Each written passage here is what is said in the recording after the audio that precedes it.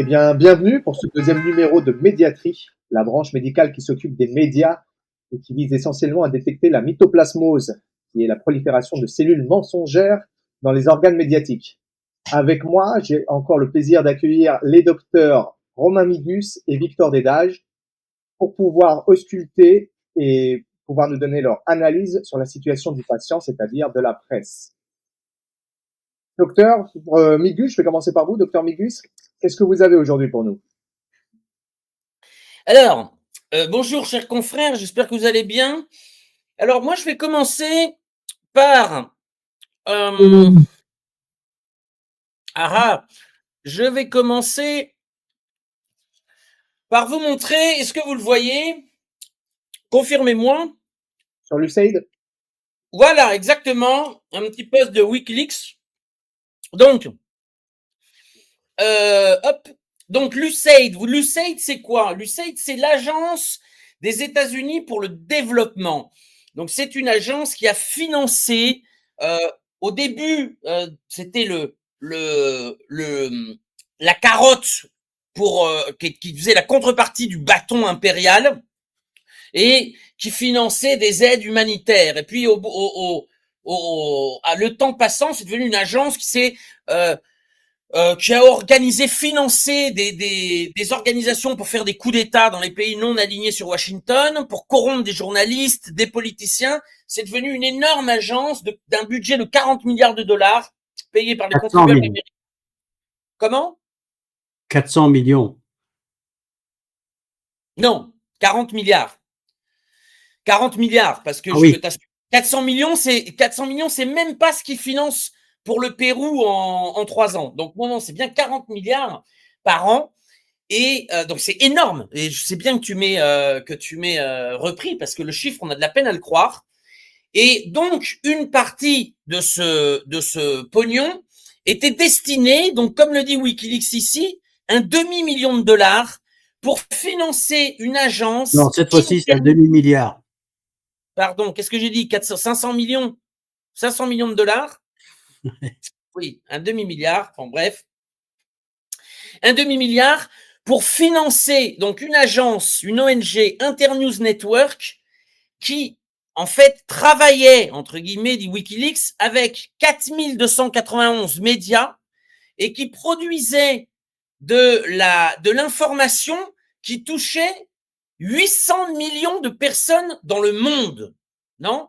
Et en plus de ça, ils entraînaient 9000 journalistes. Donc ça, c'est important. Attendez, je reviens ici. Hop, j'arrête de partager un peu. Là, je reviendrai à l'information par la suite. Donc ça, c'est énorme. C'est-à-dire que des fois, on demande d'où vient l'information. Et on se dit, regardez, les médias, c'est des milliardaires, etc. Oui, mais c'est même pas assez. C'est ça, à la limite, ça peut expliquer les contextes nationaux. Mais dès qu'il s'agit des contextes nationaux, c'est le gouvernement des États-Unis qui a payé une agence qui rédigeait des informations pour le monde entier. Donc la source, c'était le gouvernement des États-Unis, ce qui explique les campagnes médiatiques contre le Venezuela, contre la Syrie, contre les Russes, etc.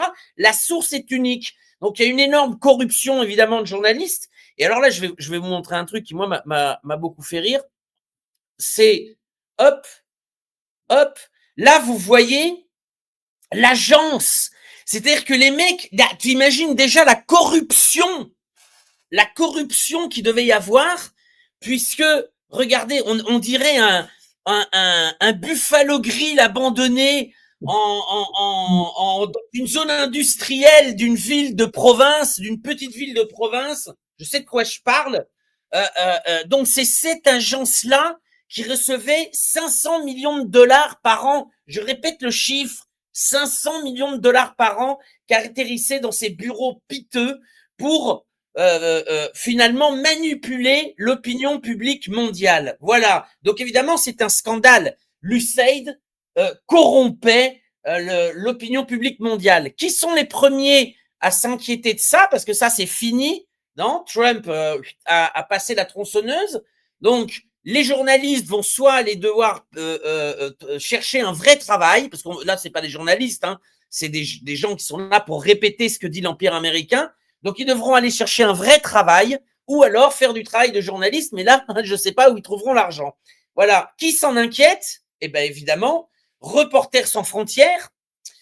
Le gel de l'aide internationale états-unienne par Donald Trump plonge le journalisme mondial dans le chaos. Mais pourquoi? Mais enfin, pourquoi le journalisme mondial est plongé dans le chaos? On nous parle de la presse indépendante, on nous parle des médias indépendants, Radio Free Europe, etc., etc. En fait, ils ne sont pas du tout indépendants, ce sont les pions de l'empire états-unien.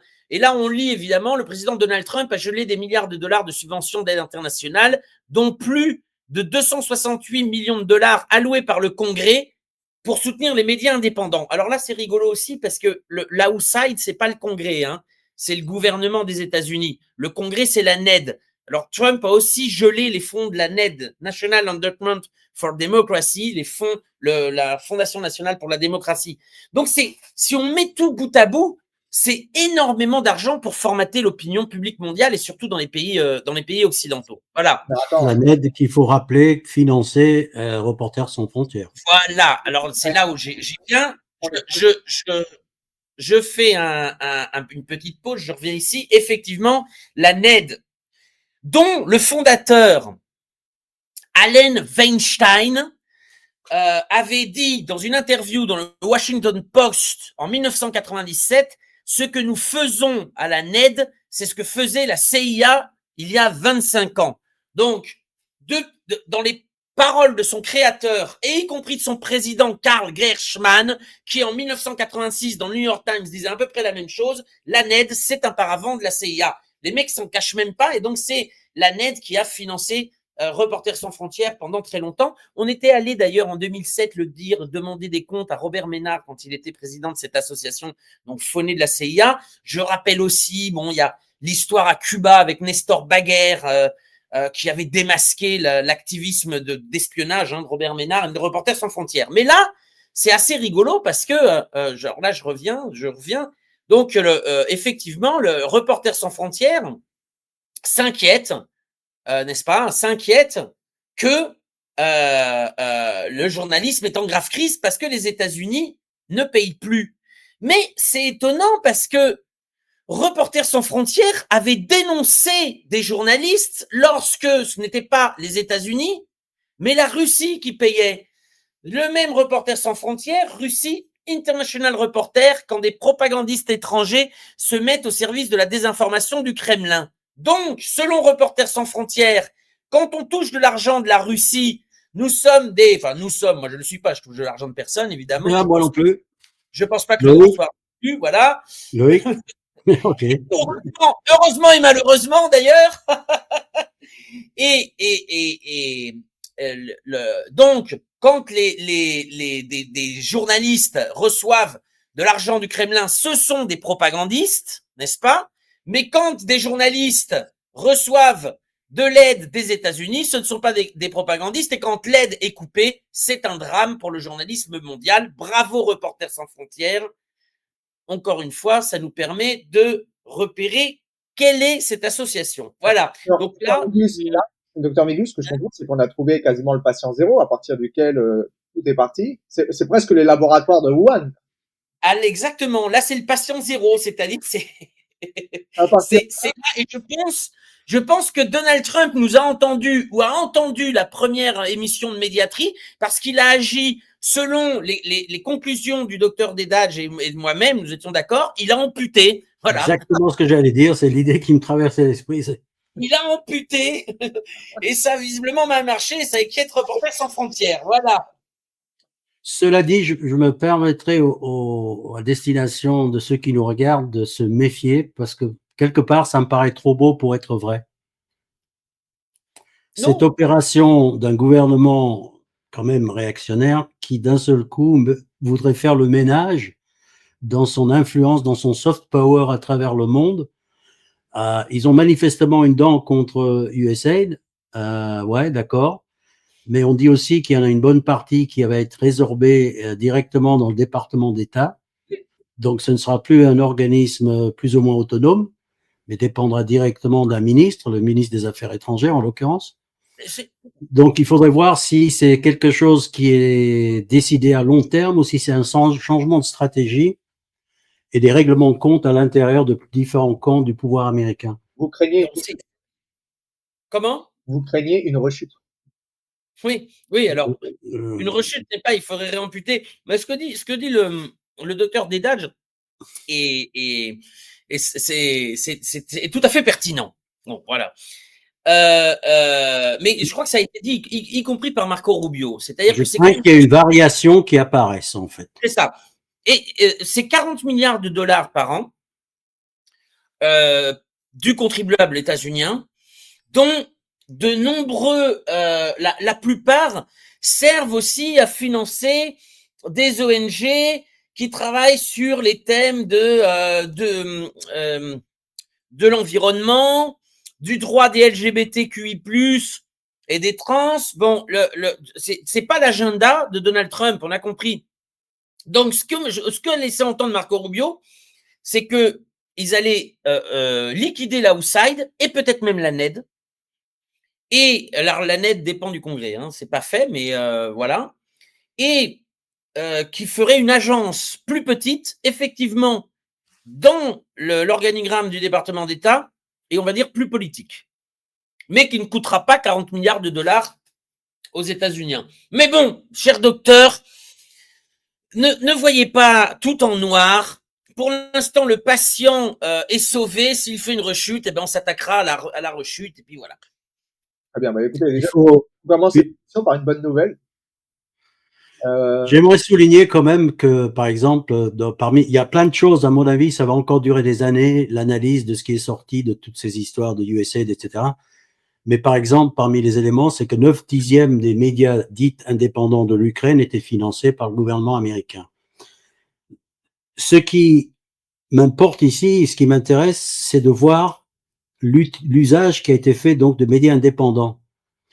C'est-à-dire que Dr Romain l'a très bien dit tout à l'heure, c'est que les grands médias et leur désinformation, oui, mais ils ont aussi occupé le champ médiatique des médias indépendants, sachant très bien l'importance que ces médias pouvaient avoir. Et le fait de jouer la carte que ce sont des médias indépendants, c'est-à-dire des faux nés, des faux médias indépendants, pour l'Ukraine, c'était le 9/10. On peut supputer que dans d'autres pays, dans d'autres circonstances, il faudrait voir, par exemple, si en France, il n'y a pas des cas similaires de médias dits indépendants qui auraient été financés et dans quel pays. Et ils ont aussi financé des grands médias, le BBC par exemple, petit scandale qui a été hier. Hein?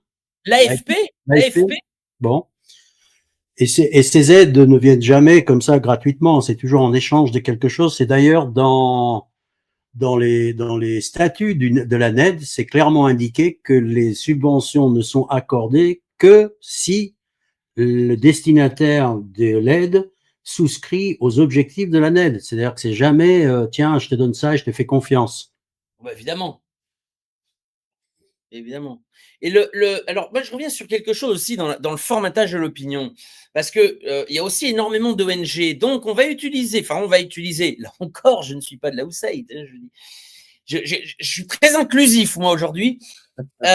Donc, la USAID paye des ONG sur place, on va dire, dans le domaine de la protection de l'environnement. En réalité, ces ONG dans le contrat établi, n'ont qu'un objectif, dénoncer les agissements de la Chine. Moi, au Pérou, je le vois ça, je l'ai vu. C'est-à-dire, il y a des ONG qui reçoivent environnementales, qui reçoivent des financements pour attaquer la Chine. Et tu dis, mais et le Canada qui a beaucoup de mines? Non, le Canada, j'ai pas le droit. Non, le Canada, ça serait un autre programme. Mais évidemment, aucun occidental ne paye pour que les mines canadiennes soient critiquées par une association environnementale. Donc, c'est la Chine. Et évidemment, quand il y a un journaliste dont le média est financé aussi par les États-Unis, non, au Pérou, qui va appeler une ONG, ça va être la constitution d'une information via une agence financée par la USAID comme l'AFP, ça va prendre une tonalité mondiale, et c'est comme ça que vous, au fin fond de la Bourgogne, vous allez pouvoir avoir une information qui a été de A à Z formatée par des agents des États-Unis qui, contre rémunération, produisent de l'information qui servent les intérêts des États-Unis.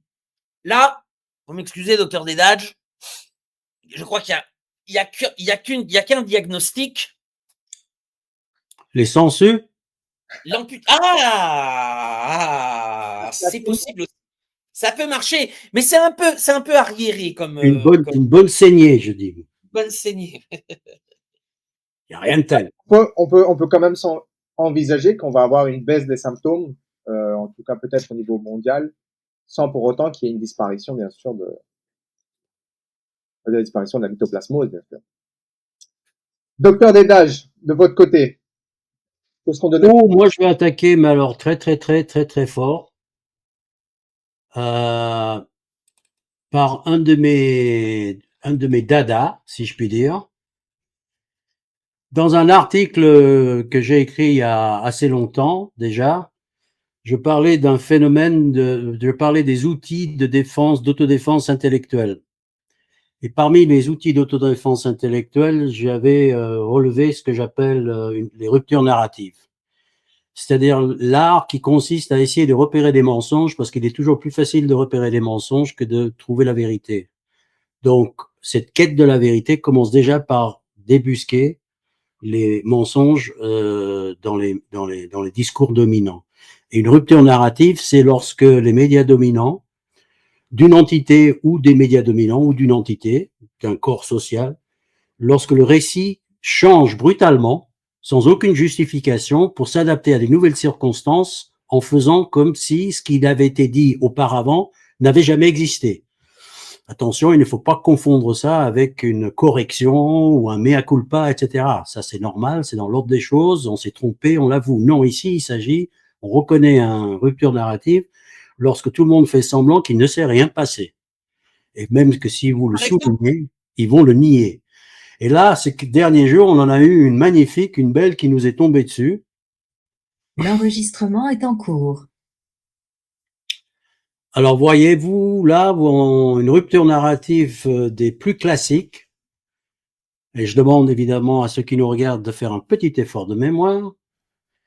Récemment, parmi les déclarations de Trump qui veut reprendre, racheter, reconstruire Gaza, il a déclaré, ou tout le monde en fait a commencé à déclarer, que Gaza est un champ de ruines et qu'il est extrêmement dangereux pour quiconque d'y rester à cause ne serait-ce que des bombes qui n'ont pas explosé, à cause de l'état des ruines, etc. Et on a vu en fait tout le monde suivre l'argumentaire, y compris dans les comptes sionistes qui ont dit qu'effectivement il faudrait trouver un endroit pour caser évidemment les habitants de Gaza. Profitons donc, sautons sur l'occasion pour apporter un argument nouveau, alors que depuis plus d'un an, on nous a expliqué, et notamment les comptes sionistes l'ont répété, allant jusqu'à utiliser le terme de Pallywood ou de Gazawood, c'est-à-dire en référence à Hollywood, accusant les Gazaouis de faire de la mise en scène quant au malheur qui leur arriverait, c'est-à-dire les accusant littéralement de faire de la mise en scène, racontant même qu'ils avaient des centres pour tourner les choses, etc. Donc le discours, jusqu'à encore il y a quelques jours, en gros, Israël, qui a l'armée la plus morale du monde, effectue des frappes aériennes ciblées et fait tout ce qui est en son pouvoir pour protéger les civils. Alors qu'aujourd'hui, d'un seul coup, tout le monde reconnaît que Gaza est devenu inhabitable. Donc c'est une rupture narrative des plus classiques et des plus crapuleuses d'ailleurs, typique d'ailleurs du discours sioniste. Je me permets une attaque contre eux. Et c'est un cas extrêmement grave donc, parce il y a des ruptures narratives qui sont rigolotes. Là, c'est une rupture narrative qui fait référence à une génocide. Et voilà, qu'est-ce que vous en pensez, confrères? C'est une belle rupture narrative ou pas? Je crois que c'est un cas d'étude. Ouais, ça vous laisse sans voix, les gars. Non, bah oui, moi, de toute façon, je vois, c'est une rupture narrative conséquente, effectivement. Très belle rupture narrative, monsieur Dedach. J'en avais trouvé une très très belle.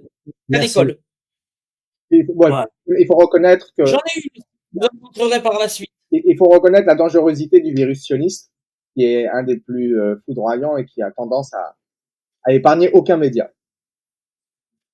J'avoue que c'est un foyer de contagion extrêmement active.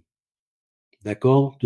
En gros, tous les défauts des médias arrivent à s'exprimer très librement sur la question de Gaza, notamment chez CNews, dont on a vu récemment une propension, une explosion de propos délirants, racistes, à tel point que j'ai demandé qu'on fasse un bilan sanguin de cette chaîne.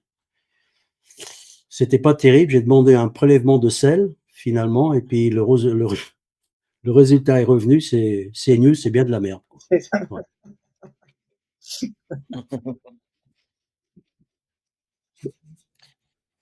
Conclusion. Très bien. On vous passe la parole. À qui? À moi? Oui, tout à fait. Ah, ben écoutez, alors moi j'ai deux choses. J'ai une rupture narrative et un petit cas de mythoplasmose. Donc comme Monsieur Dédale, j'étais sur les ruptures narratives, ben j'en ai une aussi, une rupture narrative. Donc on va voir. Donc je vais partager les hop. Hop. Alors, une petite rupture narrative, vous voyez. Donc là, on a Irénée Montero. Irénée Montero, donc, est de Podemos, non députée européenne de Podemos, qui nous dit l'Europe a passé 3 ans à alimenter l'escalade belliqueuse en disant plus de guerre, qu'avec plus de guerre, l'Ukraine gagnerait. Ils ont menti. Ils ont prolongé cruellement la guerre, les morts et la souffrance des peuples. Et le résultat, c'est une pire dépendance aux États-Unis. Et ils ont donné à Trump le leadership de la paix. Bon, très bien, Madame Irénée Montero. Alors, qu'est-ce que Irénée Montero disait il y a quelque temps?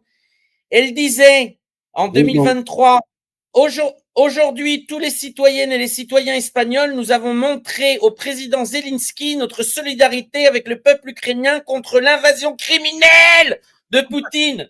Nous travaillons pour garantir les droits des femmes ukrainiennes réfugiées, leurs fils et leurs filles, et tous les droits de l'homme. Et nous avons ici un florilège de tout ce que la gauche a dit, la gauche espagnole, sur le conflit ukrainien. Pendant 3 ans, ils ont soutenu l'envoi d'armes à l'Ukraine fait par le président de gouvernement Pedro Sanchez. Ils ont soutenu les Ukrainiens, ils ont soutenu les bandéristes, ils ont soutenu Zelensky. Et aujourd'hui seulement, là, Alberto Grasson du Parti communiste, Yolanda Díaz de Sumar, Ione Belarra de Podemos, Irene Montero de Podemos, ils ont absolument tous soutenu Zelensky et l'escalade belliqueuse. Et aujourd'hui, ils viennent dire le contraire. Donc, évidemment, c'est un peu gênant. Voilà une belle rupture narrative. Qu'en pensez-vous, docteur Delage? D'abord, j'aimerais savoir s'il s'agit bien d'une rupture narrative et pas d'un mea culpa. Tu confirmes, Romain que... Ah non, complètement. Non, vous avez pu le voir sur les images que je vous ai montrées. On a, oh là là, la guerre a duré 3 ans, on aurait dû faire des pourparlers de paix avant, etc. Alors qu'il y a 2 ans, ils étaient pour comme si de rien n'était. Elle a changé de discours. Alors, c'est bien une rupture narrative. Il s'agit bien d'une rupture narrative. C'est pour ça que je demande des confirmations et pas d'une mea culpa, pas d'une reconnaissance de quoi que ce soit. Pas du tout. Alors, à ce moment-là, nous sommes devant. Oui. Les réseaux sociaux se chargent de leur rappeler leur rupture narrative. Hein. Très bien. Donc, à ce moment-là, alors je sais qu'il y a un commentateur de notre vidéo précédente qui a parlé comme remède d'euthanasie, nous a suggéré, mais on n'est quand même pas des sauvages. D'accord? Ici, on respecte la vie. Et donc, pour l'instant, je dirais que comme solution, je ne vois qu'une chose, c'est l'amputation, en fait. Oui, tout à fait. L'amputation. Il faut une vraie gauche, quoi. Voilà. Docteur Mégus, vous disiez que vous aviez un autre cas aussi. Je vais vous laisser exposer les vôtres, je continuerai après. Il me reste un cas, assez rigolo. Docteur Dédage, la parole est à vous. Alors, ça ressemble à une rupture narrative. Cela n'en est pas vraiment une. On va voir. C'est plutôt un choc frontal. Un choc frontal qui s'est produit entre deux titres le même jour, publiés à quelques heures d'intervalle. On voit ici RTL qui nous annonce que la guerre en Ukraine, les soldats nord-coréens, on en a parlé la dernière fois, ont disparu du front depuis mi-janvier. Alors, je ne sais pas comment des centaines ou des dizaines de milliers de soldats disparaissent du front. Ça a été publié vers 14 heures, si ma mémoire est bonne. C'est écrit en petit, on pourra le vérifier. Je crois que c'était vers 14 heures. Là, en février? Hein? Quel jour ça a été publié? Je crois que c'était le 7, je vais vous dire. Ouais. Le 7 février. Le 7 février. Et tout de suite après, à quelques heures plus tard, on a vu ce titre-là apparaître dans La Voix du Nord. En Ukraine, des soldats nord-coréens sont de retour à Koursk, affirme M. Zelensky. Alors, je ne sais pas quoi en dire exactement. C'est pas une rupture narrative, c'est juste des contradictions qui, comme ça, surgissent. Ou alors, ils se sont déplacés très très vite et qu'ils ont mis depuis mi-janvier, ils ont mis un mois pour se rendre en Koursk. Et ils sont apparus ce jour-là, les Coréens.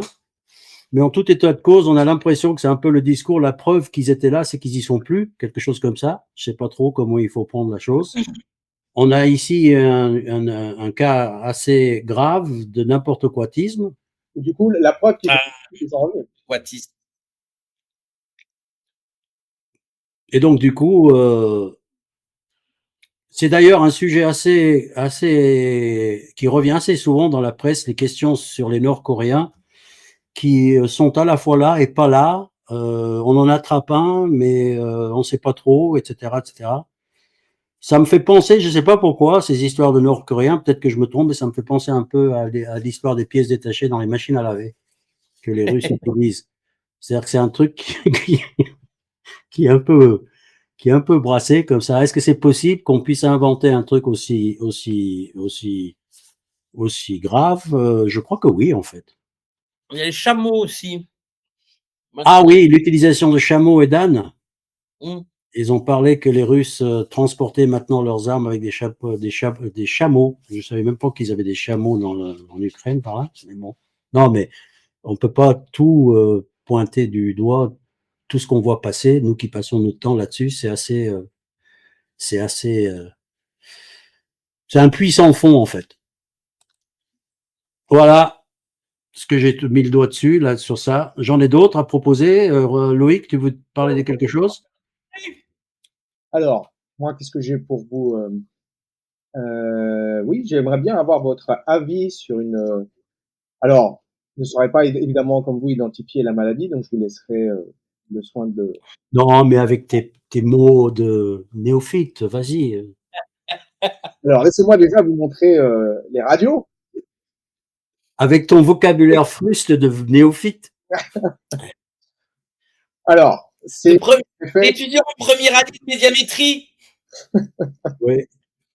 sur le titre, bien sûr, donc sur les titres, notamment de ce qui se passe en Syrie, sur la façon dont on a de qualifier les différents dirigeants.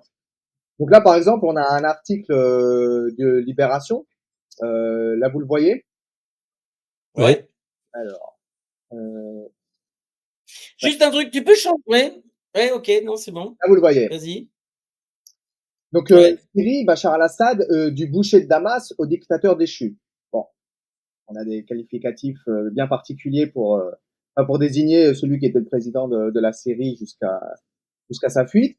Et du coup, bon, on s'attend évidemment avec l'arrivée du nouveau, donc qui vient des rangs des groupes djihadistes qui en plus ont attaqué la France directement. Donc on s'attend à ce que les journalistes français, pareil, qualifient le nouveau dirigeant avec une certaine hostilité. Mais du coup, là, on voit, donc là, c'est le Monde en Syrie, Ahmed al-Shara, donc l'actuel dirigeant, nommé président pour un intérim dont la durée n'est pas fixée.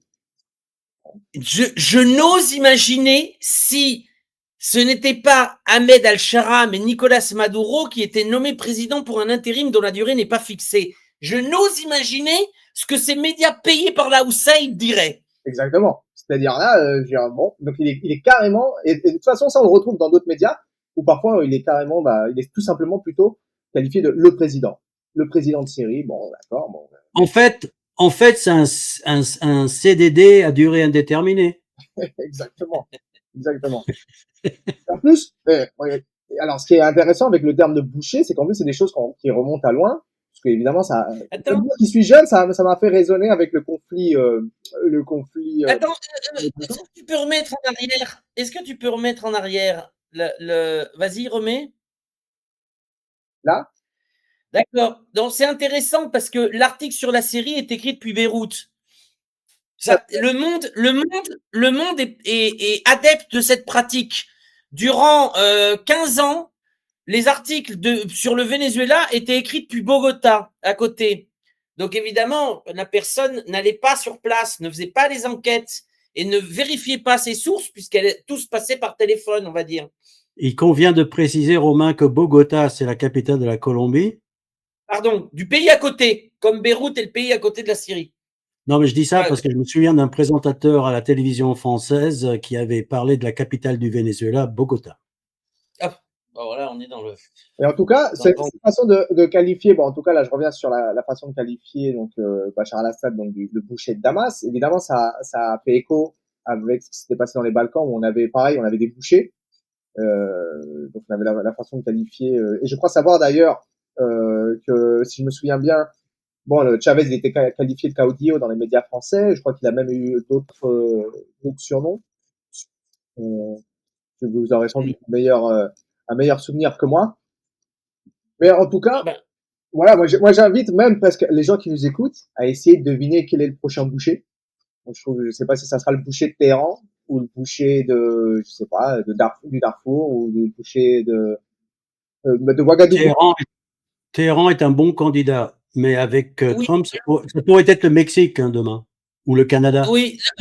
Moi, je pense qu'avec Trump, ça pourrait très bien être le boucher de l'Élysée. Faut faire attention au tour du béton, hein. Ah là, ouais, quand vous avancez loin, là, c'est un gros pari. Le boucher de l'Élysée. En tout cas, n'hésitez pas dans les commentaires à essayer de pronostiquer le prochain boucher et on verra celui, quel est le gagnant. Ah, il gagnera un repas en tête-à-tête avec un des administrateurs du Grand Soir. Allez. Ah, bravo. C'est classe. Docteur... Eh ben, puisqu'on parlait de la Syrie. Ah, pardon, oui. C'est vous, oui, docteur Nedage, c'est vous, là, non? Ouais. Ah, ben, il y a ici un enchaînement d'événements qui me paraît intéressant. Premièrement, on va montrer cette affiche qui a été tweetée d'ailleurs par l'ambassade des États-Unis en Syrie le 15 mai 2017, qui nous annonce qu'un certain Mohamed Al-Jawani, il y a une récompense de 10 millions de dollars sur sa tête. Retenez bien le nom, le visage et surtout le montant de la récompense. Peu de temps après, nous sommes en décembre 2024, les États-Unis retirent la récompense pour le dirigeant de HTS, ex-Al-Qaïda, Joulani.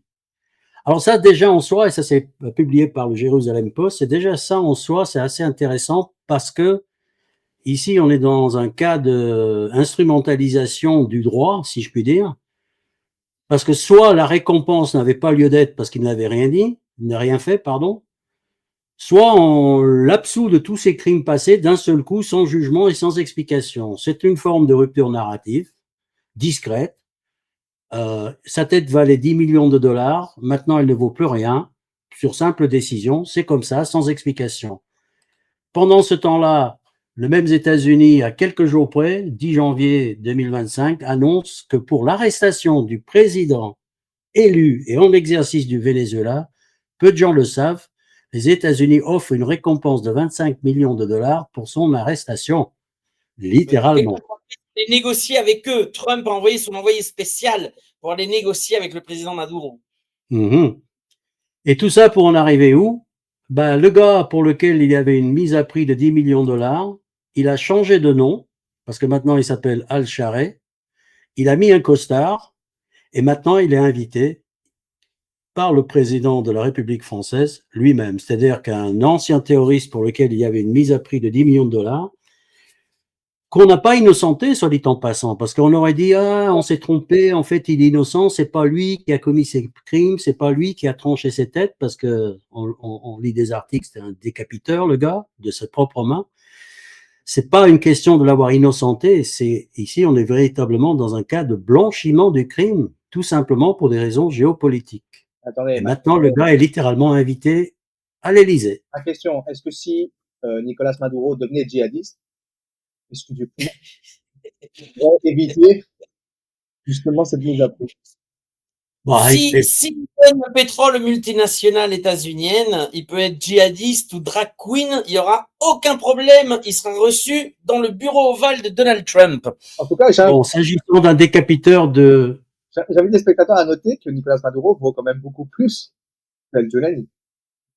oui, Alors moi, je précise aussi que le 10 janvier, donc la mise à prix, la tête de Nicolas Maduro est passée de 15 millions à 25, et dans le même temps, celle de Diosdado Cabello, ministre de l'Intérieur et secrétaire général du Parti socialiste uni du Venezuela, est passée de 10 à 25 aussi. Voilà. Ah ben c'est les 10 millions qu'ils ont enlevés du gars de HTS. C'est ça, il le passe sur Maduro, voilà. C'est un transfert de budget en fait. Donc là, j'ose pas trop pronostiquer ou conseiller la décapitation, pardon, l'amputation. Mais en tout cas, une bonne distanciation ne ferait pas de mal dans ces cas-là. Enfin bref, c'était un cas d'école où les médias littéralement ont adopté son nouveau nom, ne rappellent pas trop son passé, de moins en moins. Pendant quelques jours, ils l'ont fait. Ça y est, le gars, et c'est le président par intérim à durée indéterminée, quoi. Ça y est, c'est fait. Très bien, très beau cas, très intéressant, monsieur le docteur Dédage.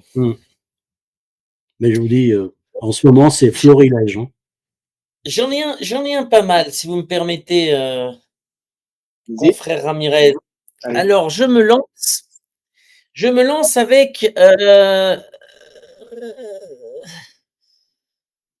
avec cette petite photo. Non, je vais la mettre après. Hop. Donc, je me lance avec ceci. Non, qu'est-ce que j'ai fait? Hop là. Attendez. Je m'affole. Voilà. Hop. Hop. Hop. Hop. Voilà. Alors, le Figaro, vous voyez, c'est important. Vous voyez là cette vidéo? Vous la voyez? Oui. Des migrants qui descendent. Vous voyez bien le drapeau qu'il y a à côté? Je vais le remettre, la vidéo, là, hop. C'est important, je vais vous expliquer pourquoi après. Vous voyez, hop, pour suivre la lecture, c'est un avion orange. Voilà, on voit des gens qui... C'est EasyJet. pas un jet, c'est un avion. Vous voyez, il y a le drapeau vénézuélien à gauche de l'avion, voilà. Bon. Ah oui. Voilà. Des migrants expulsés des États-Unis dont les membres supposés d'un gang tentaculaire arrivent au Venezuela. Alors, déjà, qu'est-ce qu'il faut dire?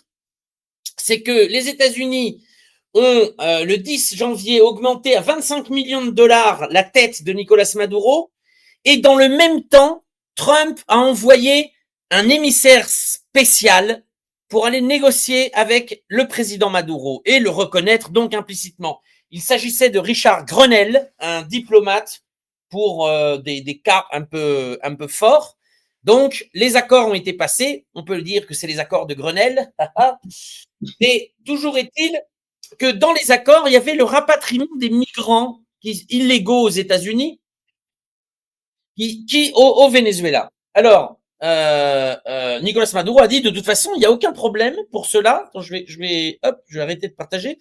Il n'y a aucun problème pour cela parce que nous avons un plan de retour à la patrie et nous assurons des vols de n'importe quelle capitale pour ramener nos migrants. Problème, les États-Unis ont sanctionné depuis maintenant 3 ans ou 4 ans ont sanctionné depuis 2019 exactement, donc maintenant 6 ans, ont sanctionné la ligne, la aéronautique, enfin la ligne d'aviation publique vénézuélienne contre Viasa.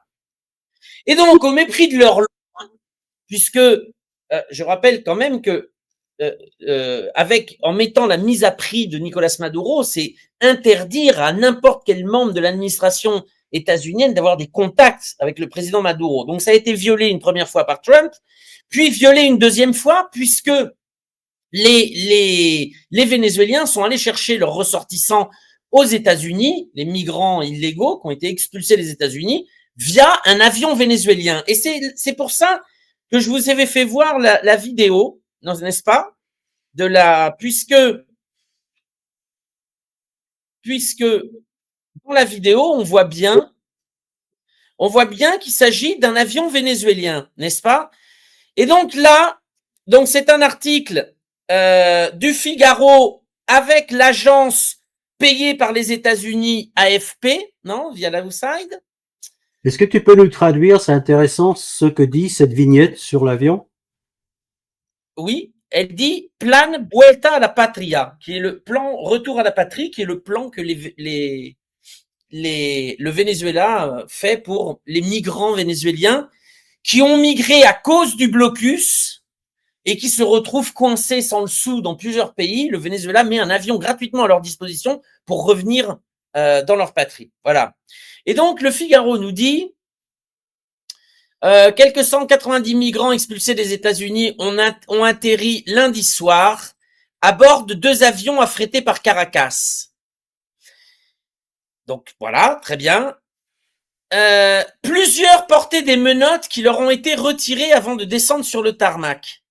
Non, ça c'est pas possible. Ça c'est pas possible parce que précisément, c'est un avion vénézuélien qui les ramenait.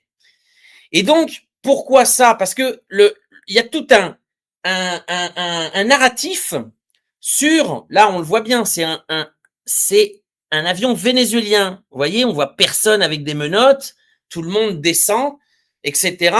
Et donc il y a tout un narratif sur le fait que les migrants illégaux du Venezuela seraient membres d'un gang qui est le gang Tren de Aragua, des membres d'un tentaculaire gang vénézuélien, etc., etc. Non? Et ils ont été accueillis, donc ils rentrent. Je vous rappelle quand même, là on est aussi dans une rupture narrative. Le Venezuela est une dictature où les gens meurent de faim, où le terrible ministre de l'Intérieur, Diosdado Cabello, est craint par la population. Il est aussi haï. Et là, qu'est-ce qu'on voit?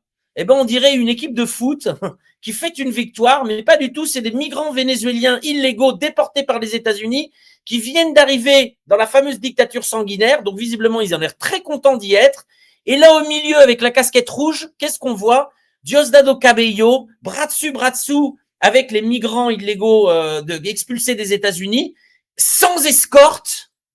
Donc, je veux dire, si ces gens-là étaient membres d'un gang, Diosdado, qui combat le gang, depuis son poste de ministre de l'Intérieur, se prendrait un coup de couteau. Donc, en fait, cette photo, elle démontre tout. Elle démontre toute la narrative que les médias nous ont bassiné pendant des années d'un pays exempt, crève la faim, en train de mourir, une dictature sanguinaire qui poursuit ses opposants, qui poursuit les migrants qui ont peur de rentrer, etc. Et que les migrants sont des membres d'un gang. Là, toute cette photo. Et voilà. Et qu'est-ce que dit Diosdado? Diosdado dit les déportés depuis les États-Unis ne sont pas membres du Tren de Aragua. Ils n'ont pas de casier judiciaire. Ils n'ont pas de casier judiciaire. C'est le ministre de l'Intérieur du Venezuela qui le dit, puisque je rappelle quand même que le Venezuela combat et ne combat pas avec des mots, comme les ministres de l'Intérieur en France. Combat armes à la main les gangs au Venezuela. D'ailleurs, ils les ont éliminés. Les gangs n'existent plus au Venezuela, où on est réduit à une portion très petite du territoire. C'est une guerre. Et la guerre ils ont immigré aux États-Unis. Oui, ils ont immigré aux États-Unis. C'est vrai aussi.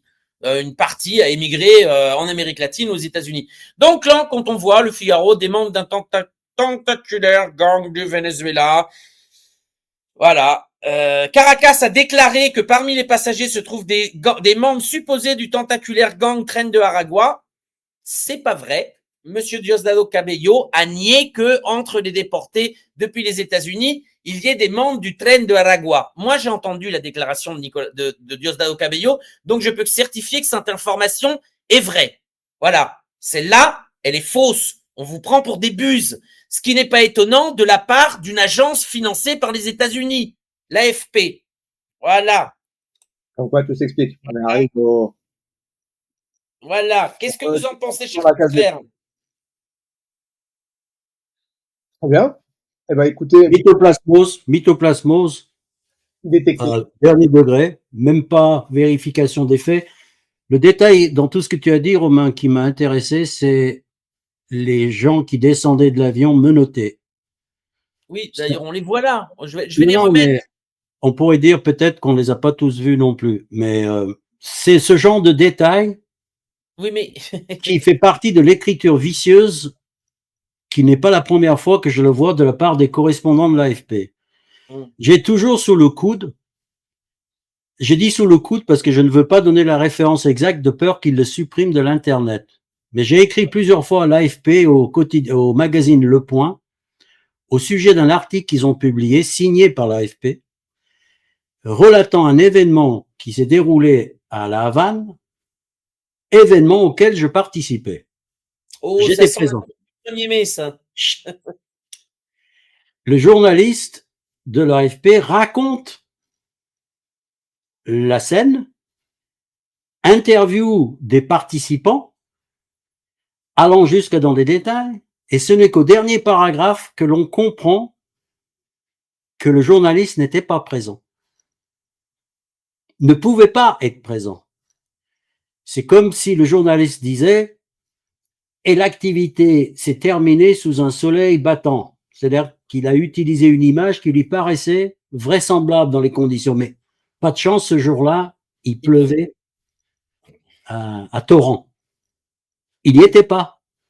Je dirais même qu'elle n'y était pas, parce que dans les milieux autorisés que nous sommes parfois, dans certains domaines, nous croyons savoir même qui est cette journaliste qui se spécialise dans l'AFP à écrire des fake news sur Cuba. Je pense même, non seulement elle n'était pas sur place à l'événement, mais elle n'est même pas présente dans le pays. Je pense qu'elle écrit depuis son bureau un article inventé de toutes pièces, très bien construit, paraît logique, pour celui qui n'était pas là, présent, et pour un article sur lequel je suis tombé parce que je participais à l'événement et que le pays, le sujet m'intéresse, combien d'autres nous passent sous le nez?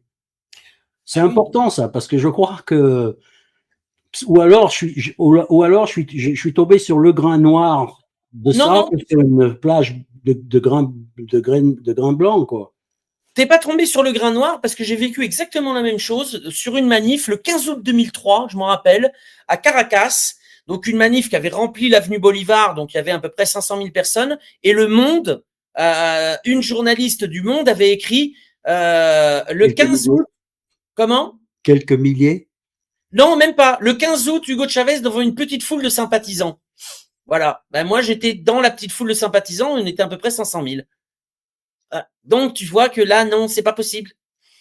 C'est pas possible. Et là, tu vois que ils appellent. Il y avait du monde. Ils appellent des gens qui sont anti-chavistes. Non, il y a personne qui sont même pas allés voir ni vérifier. Et donc, ça arrive sur les lecteurs du Monde. Alors, le Monde avait encore un peu de crédit à l'époque. Hein, c'était 2003. Là, aujourd'hui, tout ce qu'il écrit, on s'en fout. Enfin, je veux dire, on sait que c'est du mensonge. On sait que c'est du fake news. Mais en 2003, il y avait encore un petit peu de crédit. Et pourtant, il mentait déjà de la même manière. Enfin, ils ont quand même dit foule. Comment? Ils ont quand même dit foule. Devant une petite foule de sympathisants. Mais il y a le mot foule, Romain. Tu comprends? C'est le reste, c'est subjectif. Non, je me demande si c'est pas moi qui l'invente. C'était depuis un petit nombre de manifestants. Ou, dans la phrase dont je me rappelle, c'était vraiment, il y avait 4-5 Pékins, quoi, grosso modo. C'était 400-500 000 Pékins. Justement, pour clôturer notre session de médiatrie, docteur Migus, docteur Dédage, est-ce qu'on pourrait revenir sur les consignes élémentaires de de salubrité publique pour ceux qui nous écoutent, pour disons se tenir à distance de la mythoplasmose et des différentes maladies qui affectent les médias. Rappelons les gestes qui sauvent. Alors, moi, je vais commencer, je vais inviter Victor à nous dire aussi comment reconnaître un mensonge. Je vais en dire un, par exemple. Comment reconnaître une campagne médiatique? Eh ben, vous avez, par exemple, lorsque des artistes ou des personnalités s'engagent pour un pays dont ils ne connaissent absolument rien, vous êtes en présence d'une campagne médiatique. Ces gens-là touchent de l'argent pour prendre parti et essayer de faire basculer l'opinion publique dans leur camp. Voilà. Il y a plusieurs exemples comme ça, hein, comme par exemple Omar Sy prend la défense des Rohingyas au Myanmar.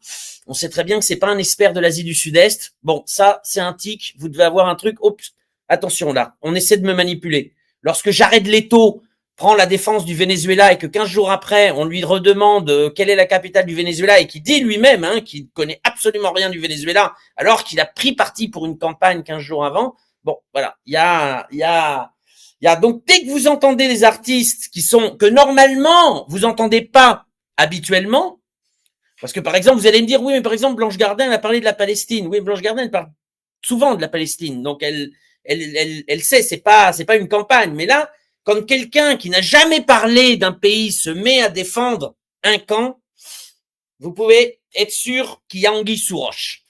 Alors, ce que dit Romain n'est pas fortuit du tout. On a parlé tout à l'heure de USAID.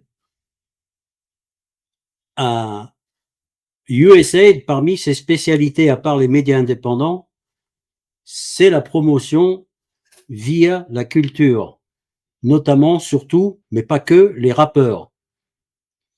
Il y a des exemples où USAID, par exemple, a financé, pour ne pas parler des rappeurs, a financé des concerts à Paris de musique classique quand ils ont constaté que les groupes russes de musique classique, les orchestres russes, étaient un petit peu trop en vue dans les milieux parisiens. Donc, ils ont aussitôt financé des concerts de groupes de musique classique d'autres pays, notamment des États-Unis.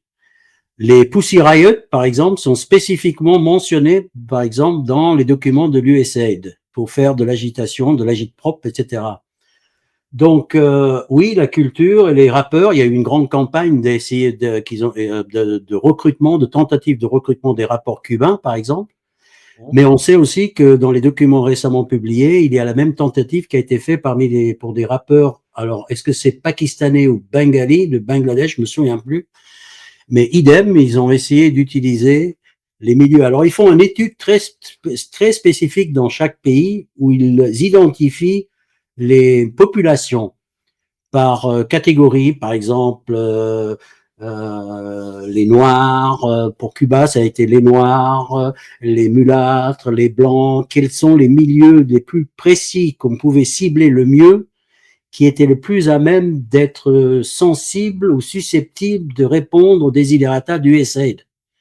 Donc, ils avaient identifié à Cuba, c'est très microscopique, hein, les gars, ils descendent dans les analyses sociologiques de chaque pays, c'est littéralement leur boulot, d'un des départements du USAID.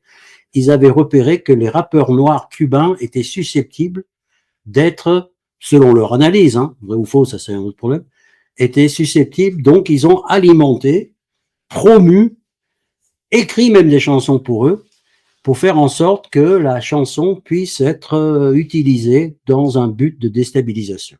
Est-ce que juste pour se dire au revoir, je peux finir sur un coup d'éclat, j'ai envie une citation. Allez-y, docteur. Allez, je vous la montre. Je vous la montre. J'espère qu'elle va vous plaire. J'espère qu'elle va vous plaire. Ah, on la voit pas. Est-ce qu'on peut l'agrandir? Si, on la voit. Oui, on la voit. Oui. Parfait. Mais est-ce que vous arrivez à la lire? Oui, le peuple palestinien a été inventé en 64 par le KGB. Voilà, c'était sur I24 News en français, la télévision israélienne, par un certain Pierre Rehoff, je ne sais pas qui c'est, écrivain et réalisateur. No comment.